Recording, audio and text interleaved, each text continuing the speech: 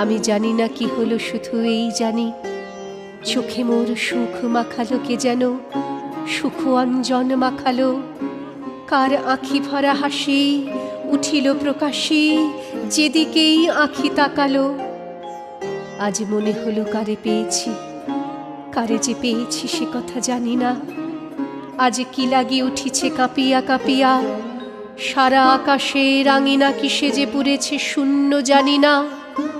এই বাতাস আমার হৃদয়ে লয়েছে, আলোক আমার তনুতে কেমনে মিলে গেছে মোর তনুতে।